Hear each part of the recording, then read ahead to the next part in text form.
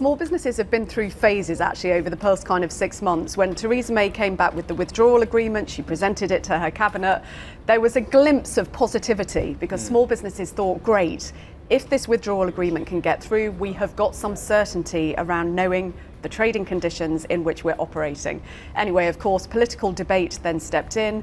And I think where small businesses are at the moment, as you say, there's 5.5 million of them, record numbers operating in the UK. They are still feeling confident, but they're starting to wobble a little bit. Let me put it another way, and I'm going to ask you the same question, but in a different way. I know for a fact the British Chamber of Commerce are exasperated. I know the CBI is absolutely exasperated. But I'm sure the FSB is exasperated as well. I know many big FTSE 100 CEOs and all the way down to the mid-caps as well, who don't feel this government is talking to them about what's really going on and giving them the right advice. What hope for Britons? And let me have a look at this. Was it 5.6 million small businesses at the start of 2018 there were. But our advice to small businesses, and I appreciate that people are exasperated and frustrated, but this is a political agreement that now has to be considered and debated through our Parliament. And not to sound like Theresa May, but whereas the Prime Minister has said to her MPs, hold your nerve, our message to small businesses at the moment is exactly the same. Keep your heads down, keep trading, hold your nerve, and as soon as we know what the conditions are, and we do believe at Enterprise Nation that a deal will happen on the 29th of March, so that we will leave Europe with a deal.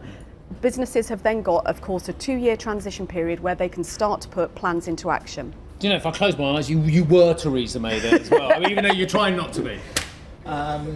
Exporting is obviously a key area the government's tried to encourage post the Brexit agreement, or whatever the Brexit outcome is.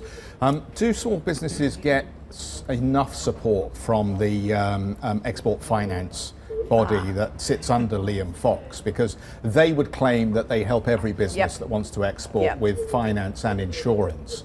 Is that the reality? Yeah, it's a great question. So we see 2 levels of small businesses exporting. There are the businesses that we represent at Enterprise Nation, which tend to have less than 10 employees, less than about 2 million in turnover.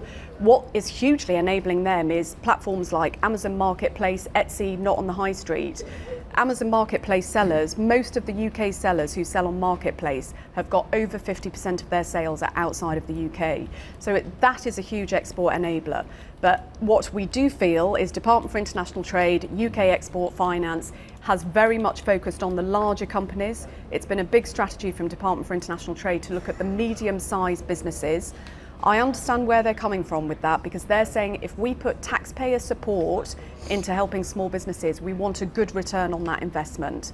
Whereas they say they could put lots of money into lots of small businesses or less money into a smaller number of larger companies. So I understand that, but post-Brexit, we would very much like to see more support and UK Export Finance bringing down their parameters so smaller businesses can benefit from the finance that's available.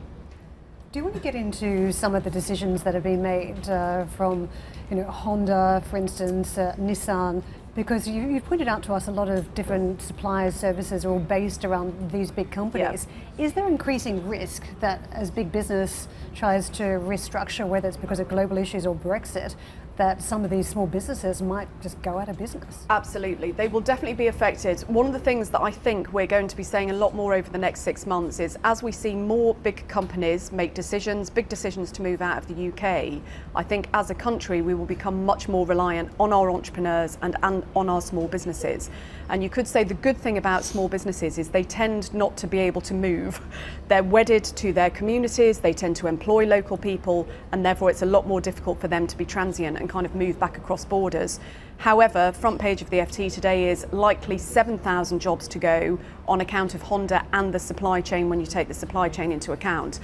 What we would like to think, and this is support is needed, but what we would like to think is the owners of the supply chain, and I know this will be hard words when it's come as a bit of a shock, use this as an opportunity to say, actually, is this the wake-up call we needed to diversify? Potentially sell the business, because that may be something that for certain founders is the right thing to do. Look at new markets, potentially innovate to look at new products. So as I say, I know it's very hard news kind of 2 days on from the announcement, but you never know that some of those founders might actually say it was what I needed to look at my business afresh and say, what are the other opportunities out there? Hi, I'm Joanna Bersecci, and thank you for watching. You can check out more of our videos by clicking on the boxes on the screen. And don't forget to subscribe to our channel for more from CNBC International. Thank you for watching.